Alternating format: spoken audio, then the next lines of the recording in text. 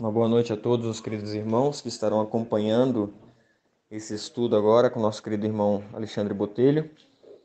Peço a todos que prestem bastante atenção nas palavras, nos textos que serão usados e que estejamos em oração para que essa mensagem possa atingir os corações sinceros, os corações honestos que estão buscando um claro assim diz o Senhor. Neste momento eu me coloco de joelhos aqui para que nós possamos começar esse estudo através de uma oração. Pai nosso que estás nos céus, santificado para todos sempre seja o teu nome. Ó Deus eterno, nós te agradecemos pela oportunidade que temos de juntos aqui, através da tecnologia, podermos compartilhar a tua palavra e estudarmos, ó Deus, a tua verdade. Pedimos a presença do teu Espírito agora sobre o irmão Alexandre Botelho e todos aqueles que estarão acompanhando atentamente esse estudo, para que o colírio do teu Espírito, ó Deus, possa abrir os olhos de todo o teu povo e nos tornar um só. Obrigado, Deus, porque temos essa oportunidade e pedimos, Pai, que o nosso eu, o nosso egoísmo, a nossa exaltação, os nossos preconceitos, todos agora sejam jogados por terra e que Cristo Jesus possa ser exaltado através dessa mensagem. Ó Eterno, nós lhe pedimos essa bênção e agradecemos nos méritos do teu Filho amado, o nosso Salvador e Senhor Jesus Cristo. Amém, Senhor. Amém. Paz e graça a todos os irmãos e irmãs em Cristo. É para nós um motivo de grande alegria poder, juntamente com os amados, discorrermos sobre a palavra de Deus, com o único propósito de compreendermos de forma mais exata o maravilhoso plano de Deus para as nossas vidas, no que diz respeito à nossa salvação. De antemão, quero deixar bem claro a nossa disposição única em discorrer no Espírito, né? Compartilhando com os irmãos aquilo que nós compreendemos acerca do assunto, não ensejando em nenhum momento um espírito estranho que venha frustrar o real propósito que é a maturidade cristã, né? A profissão de fé meramente não nos recomenda a presença de Deus, mas uma disposição consagrada, essa sim. Então, oxalá que, conforme nosso irmão Wagner expressou em sua oração, nós possamos sermos como os bereanos neste momento, né? Buscando tão somente a devida compreensão embasada na palavra de Deus. Amém? A palavra de Deus ela é completa e perfeita em seu propósito. Nós temos o Velho e o Novo Testamento. Nós temos o céu e a terra. Nós temos o pecado e a justiça, o santo e o profano. E nós temos em Cristo Jesus o Filho de Deus e o Filho do homem.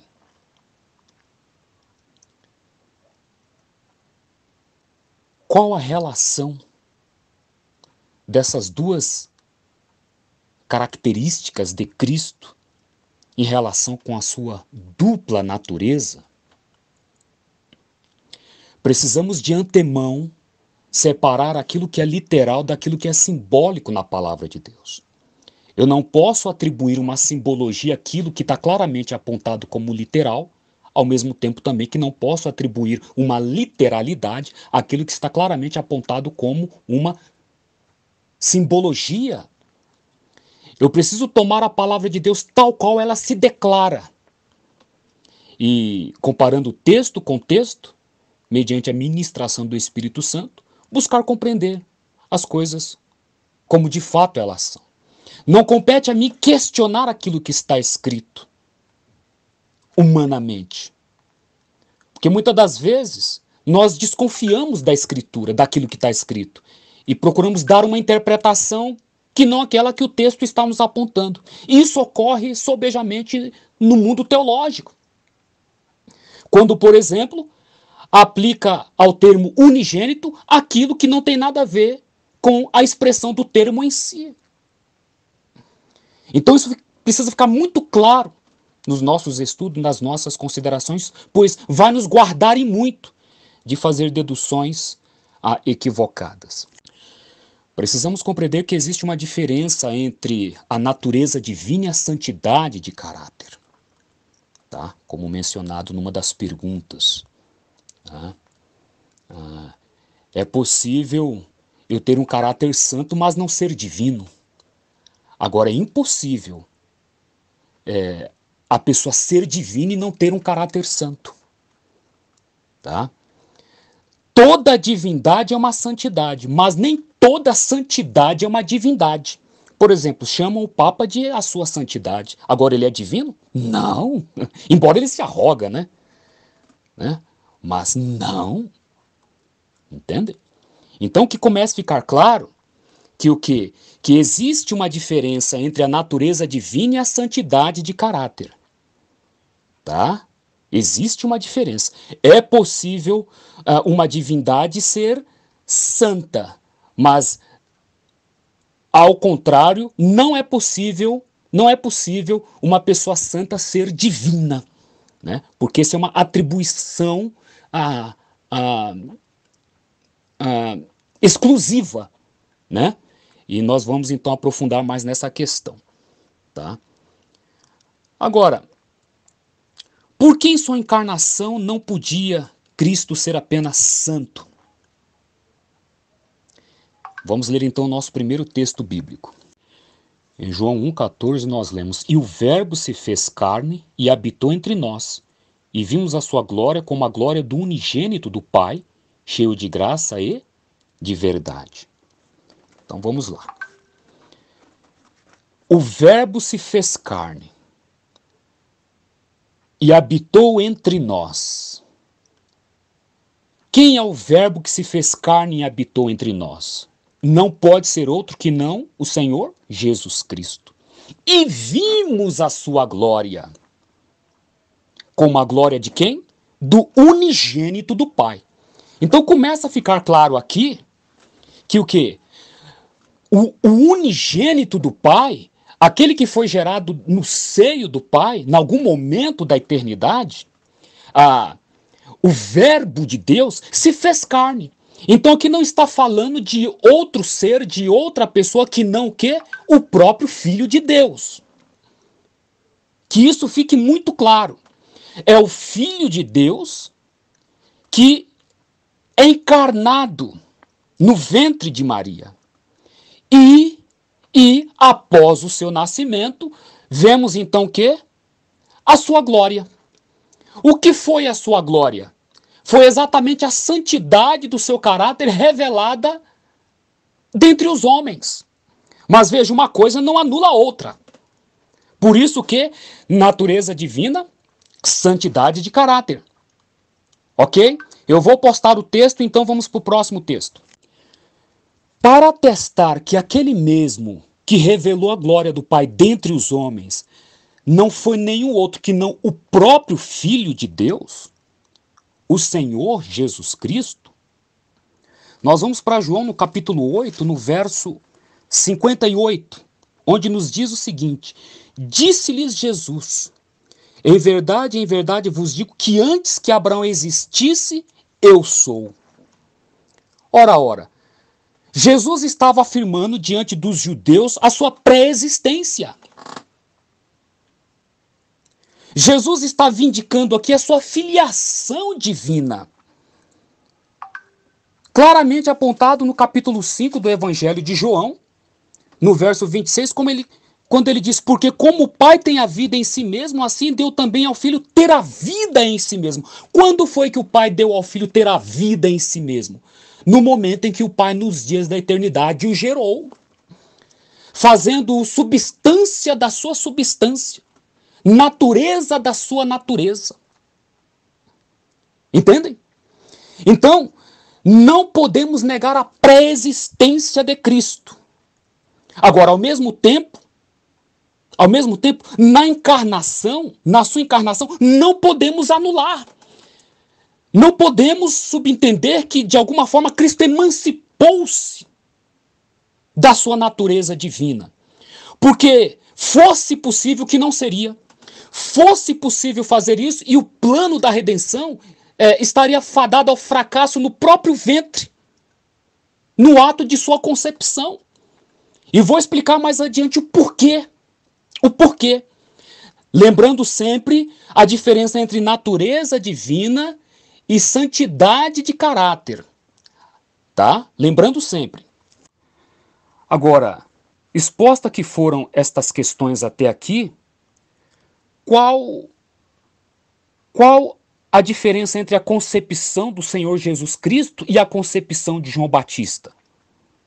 Porque João Batista é tal qual como nós. Entende? Então vamos usar João Batista como estando na plena condição que qualquer um de nós. Em Lucas, no capítulo 1, no verso 15, nós lemos: porque será grande diante do Senhor e não beberá vinho, nem bebida forte, e será cheio do Espírito Santo já desde o ventre de sua mãe. Ou seja, nós temos aí que João Batista, desde o ventre de sua mãe, será cheio do Espírito Santo. Será um homem poderoso na palavra. Será um homem santo. Mas veja, apesar disso, a concepção de João Batista foi fundamentada em quê? Na vontade do homem ou na vontade de Deus? Foi por parte da carne, da vontade da carne, ou por parte da vontade do Espírito? É claro que qualquer um de nós há de concordar que João foi gerado pela vontade do homem. Tá? Pela vontade do homem. Sob o plano de Deus? Sim. Mas veja, foi pela vontade do homem. Tá? Foi na carne. Tá? E desde o ventre, promessa sobre ele. O que se cumpriu ao pé da letra. Agora, com Jesus foi diferente.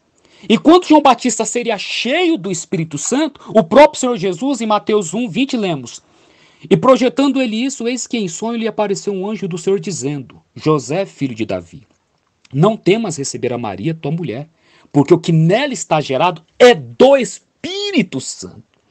Existe uma diferença entre ser cheio do Espírito Santo e ser do Espírito Santo. Razão pela qual a concepção do Senhor Jesus Cristo foi diferente da concepção de João Batista em relação a qualquer um de nós.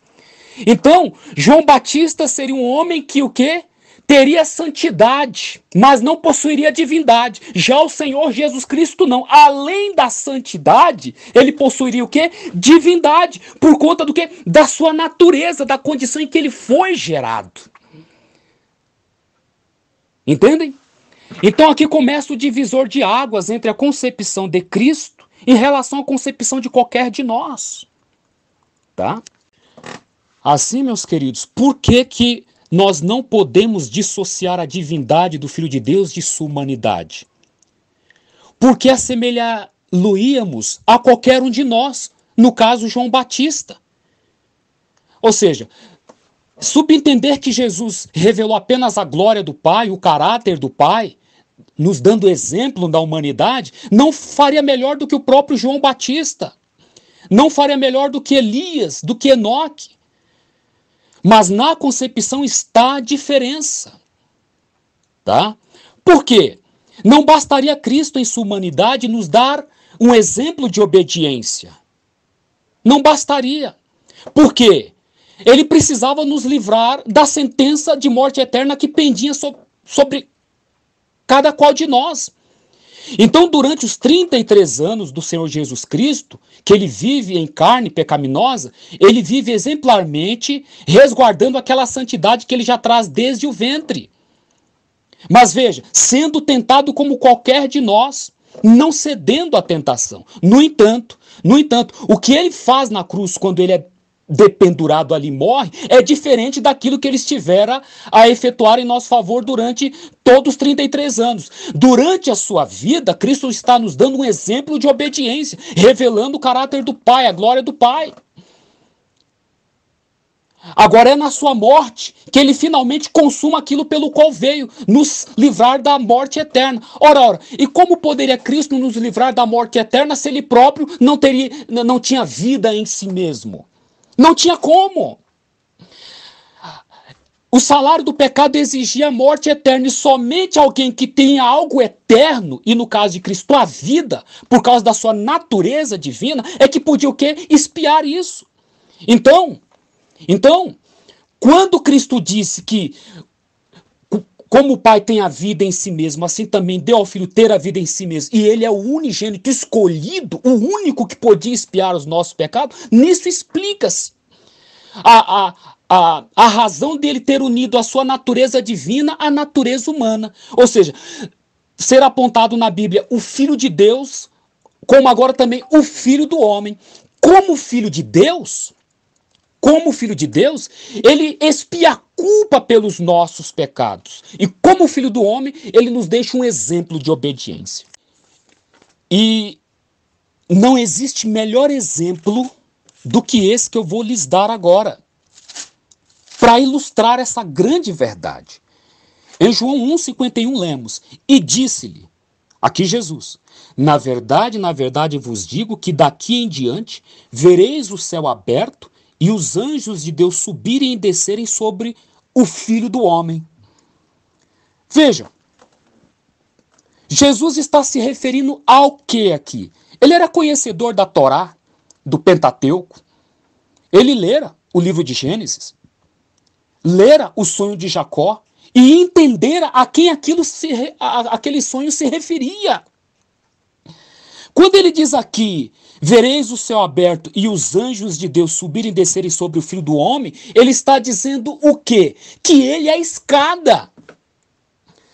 Que está lá em Gênesis capítulo 28, verso 12. No sonho de Jacó. A escada toca a terra. Vamos lá? Gênesis 28, 12. E sonhou, e eis que era posta na terra uma escada cujo topo tocava nos céus. E eis que os anjos de Deus subiam e desciam por ela. Vejam, meus amigos e amigas, irmãos e irmãs, posta na terra cujo topo tocava ao céu. Ou seja, isso está querendo dizer o quê? Que o Filho de Deus, o divino, unigênito de Deus, tornar-se-ia no Filho do homem, gerado na humanidade. Assim como ele foi gerado da divindade, era o único que podia unir sua natureza humana, sua natureza divina, a nossa natureza humana, por ser gerado na humanidade. Comprova-se então que realmente Cristo estava a atestar que ele era o mesmo e não outro.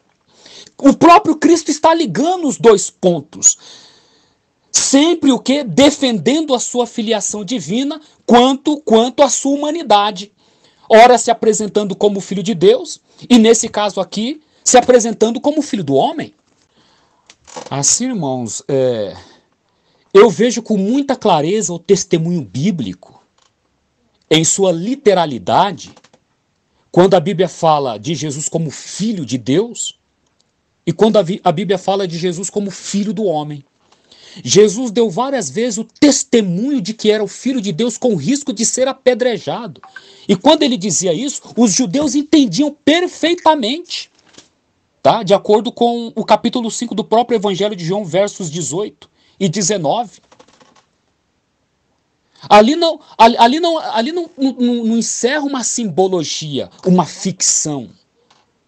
Ali é um fato. Porque o quê? Cristo jamais se exporia ao risco de apedrejamento, antecipando a sua morte, não tivesse ele certeza daquilo que estava falando. Da mesma forma, sempre que Jesus se refere a si como Filho do homem, ele está vindicando a sua humanidade. Está vindicando a sua humanidade. Então temos aqui fatos literais, comprovados biblicamente com respeito à pré-existência de Cristo. Onde biblicamente não há espaço para me dizer que o Filho de Deus, de alguma forma, não foi encarnado em sua natureza divina, tão somente trazendo a glória do Pai.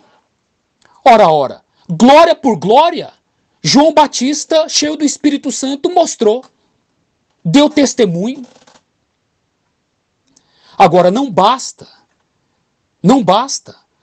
Nossos rostos, como no caso de Estevão, refletiu a glória de Deus. E muitos dos profetas. Então, meus queridos, não se trata apenas do caráter, da glória. Trata-se de algo fundamental que somente Cristo podia fazer. E por que somente Cristo podia fazer e não nenhum dos anjos? Porque somente ele fora o quê? Gerado. Somente ele saíra do seio do Pai. Todos nós, os demais, as criaturas, seja no céu, seja na terra, fomos criados à semelhança. Nisso reside a igualdade de Cristo com o Pai. Por que Cristo é igual a Deus? Os judeus falaram, quando você diz que é o Filho de Deus, você é igual a Deus? Cristo afirmou, sim, eu sou o Filho de Deus. Eu e o Pai somos um. Um em quê? Em natureza, caráter e propósito. A igualdade de Cristo reside na sua unigenitura. Veja que todos nós somos o quê? Ou fomos criados à semelhança de Deus. Nós somos semelhantes porque fomos criados. Nós não temos a vida plena, a vida em si mesma, a vida eterna que Cristo tem, como Filho unigênito. Percebe? Percebe, meus queridos? Agora, por que ele vai se tornar o primogênito aqui na humanidade, ao ser encarnado? Porque ele é o primeiro e o único. O único que nasce nessa condição, diferente de João Batista e de qualquer de nós. O único que, como unigênito do Pai, traz a natureza divina, unindo a natureza humana.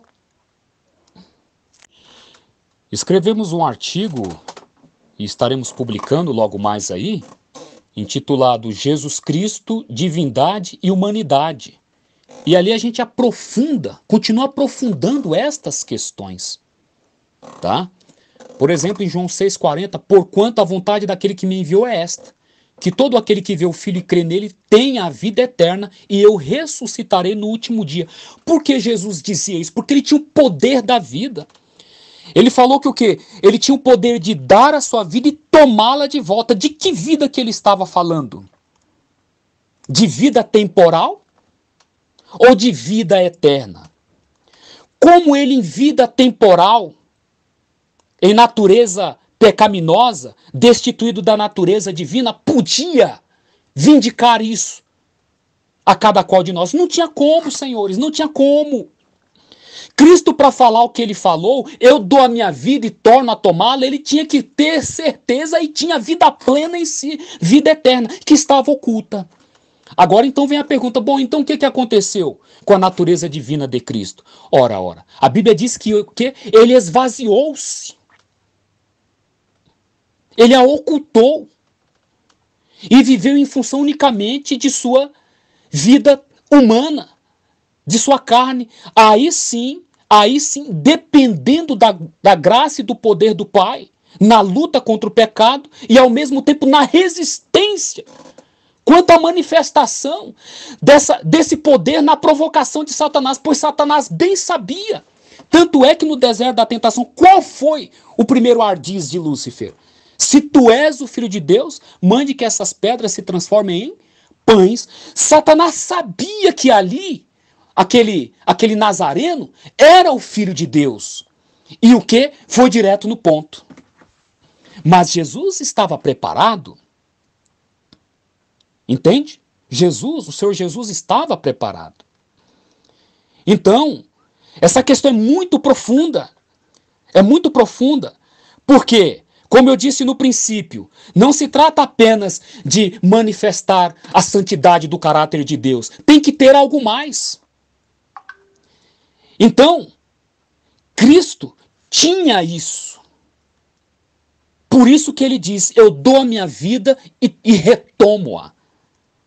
E que vida era essa? Aquela vida que ele tinha em si mesmo, que no momento certo, ele a deporia em expiação pela nossa culpa, na cruz do Calvário, como eu já disse anteriormente.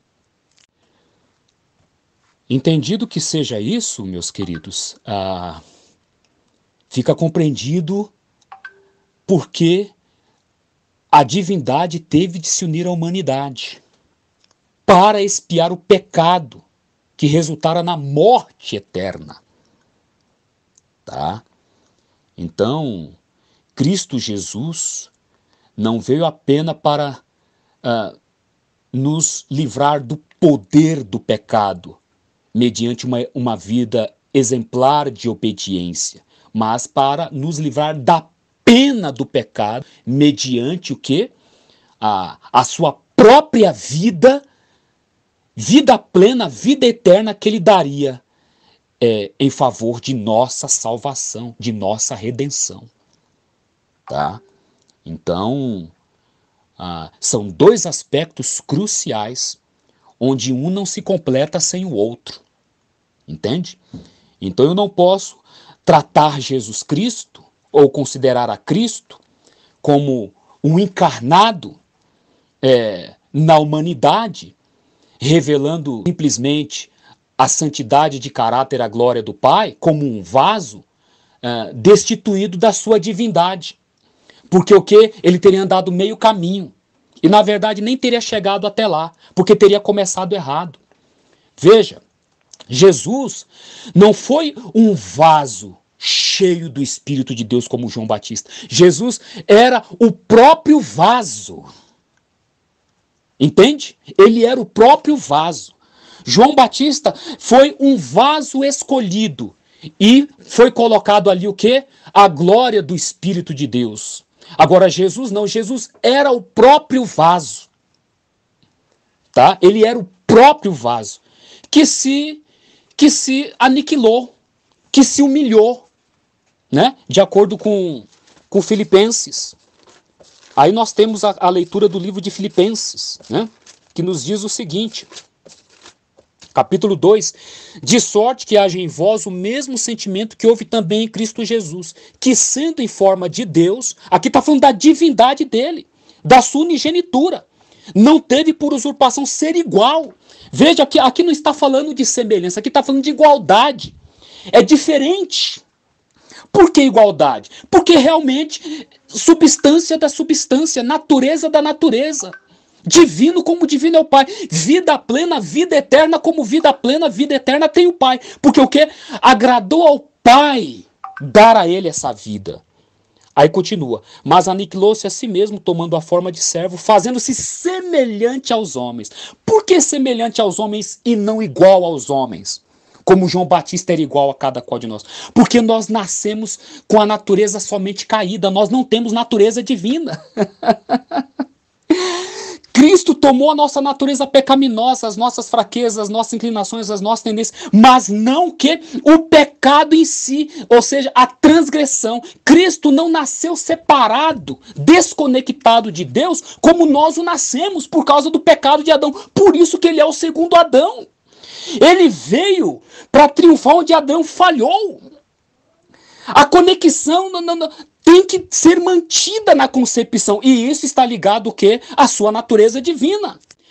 Assim, continuando, quando em Colossenses 1,19, depois de falar, versos 13, que ele nos tira da potestade das trevas e nos transporta para o reino do Filho do seu amor, aqui é literal, em que temos a redenção pelo seu sangue, redenção essa que pagou a culpa da nossa morte eterna, nos dando vida eterna. Quando aqui fala no verso 15 que ele é a imagem do Deus invisível, olha só, por que é imagem? Aí nós vamos lá para Hebreus 1,13, a expressa imagem. Ora, por quê? Olhando ele você vê o Pai, porque tal Pai, tal Filho. Tal Pai, tal Filho. É expressa a imagem. Você olha assim. Agora ali está falando só da glória do caráter? Não, meus queridos. Ali está falando exatamente o quê? Da natureza divina, da igualdade de substância. Aí vai falar o primogênito da criação. Aqui está se referindo o quê? Que ele é antes de tudo e de todos. Porque o quê? Ele foi primeiramente, antes de tudo e de todos, gerado, saído do seio do Pai. Aí nele, ou através dele, foram criadas todas as coisas que há no céu e na terra, visíveis e invisíveis, tronos, dominações, enfim, e ele é antes de todas as coisas, e todas as coisas subsistem por ele. Ele é o cabeça do corpo, porque foi do agrado. Olha só o contexto, meus queridos. Olha só o contexto. Porque foi do agrado do Pai que toda a plenitude nele habitasse. Quando foi que o Pai se agradou de fazer habitar nele a plenitude? Foi depois da sua encarnação? Espera aqui, em que momento? Não, meus queridos. Aqui foi na sua unigenitura. Aqui foi naquele momento, em algum tempo da eternidade, quando ele veio e procedeu de Deus. Foi ali que o Pai decidiu, que o Pai se agradou. Reensejando novamente, porque o Pai, tendo a vida em si mesmo, que fez com que também o Filho tivesse vida em si mesmo, de acordo com João 5:23. E ainda no capítulo 2, no verso 9, porque nele habita corporalmente toda a plenitude da divindade. Veja, habita corporalmente, ou seja, corpo. Não é que Cristo era apenas um instrumento onde o Espírito de Deus habitava. Não, aqui está falando o quê? Da plenitude da divindade habitando no corpo dele. Então o próprio texto é revelador. O próprio texto é revelador. Aqui não está falando de um momento depois da morte e ascensão de Cristo. Não, meus queridos. O contexto dos escritos aqui de Colossenses não está dizendo isso. Mas está falando da pré-existência do Senhor Jesus Cristo. Tá? Da pré-existência. Entende? Agora, aí sim, Cristo une a sua divindade à nossa humanidade, torna-se um de nós, mas veja, mantendo aquela ligação que ele sempre tivera com seu Pai. O que isso nos leva a João. Concluindo então, para a gente então dar espaço agora para perguntas, né, para a gente ir aprofundar o tema, João 17:5. E agora glorifica-me tu, ó Pai, junto de ti mesmo, com aquela glória que tinha contigo antes que o mundo existisse. Que glória é essa que o Senhor Jesus Cristo está falando? Antes que o mundo existisse. É apenas a glória do caráter? Ou é a glória plena da sua unidade com o Pai, da sua igualdade com o Pai, da sua natureza para com o Pai? O contexto vai nos dizer, o verso 8, do capítulo 17. Porque lhes dei as palavras que me deste, e eles a receberam, e têm verdadeiramente conhecido que saí de ti e creram que me enviaste. Então, meus queridos, o Cristo que está ali, fazendo a oração intercessória momentos antes de ser pendido na cruz do Calvário em meu favor e em seu favor, é o mesmo pré-encarnado Filho de Deus. Não é outro diferente. Entende? Então, eu não vejo margem nas Escrituras para separar a natureza divina de Jesus de sua natureza humana com bases, nestas bases. E mencionando ali, quando Cristo fala que saiu e foi enviado, isso nos leva a João 3, 16 e 17. Porque Deus amou o mundo de tal maneira que deu o seu Filho unigênito, para que todo aquele que nele crê não pereça, mas tenha a vida eterna. Veja, o Filho unigênito ligado à vida eterna. A vida eterna o Filho só podia dar com base na sua unigenitura, com base na sua natureza divina, e não com base na revelação do caráter do Pai meramente. Entende? Em sua encarnação, em sua humanidade. Próximo verso. Porque Deus enviou seu Filho ao mundo não para que condenasse o mundo, mas para que o mundo fosse salvo por ele. Verso 18. Quem crê nele não é condenado, mas quem não crê já está condenado, porquanto não crê no nome do unigênito Filho de Deus. Será que eu preciso dizer mais, meus queridos? Unigênito Filho de Deus, isso é simbólico? Isso está ali limitando-se apenas ao tempo presente após a encarnação do Filho de Deus? Em hipótese alguma, queridos, eu não posso dissociar isso. E é o Filho de Deus que está dizendo isso enquanto está pregando na carne da humanidade. Bom, eu tenho muito mais que dizer, mas agora eu vou participar os irmãos porque o tempo avança, ok? Vou fazer então, postar os textos e fazer uma oração, e então os irmãos poderão estar abrindo o grupo. Soberano Deus e Pai, após estas considerações com respeito ao tema, agora junto aos demais irmãos, estaremos dando continuidade na troca de ideias, mas sempre fundamentado na clareza de um está escrito.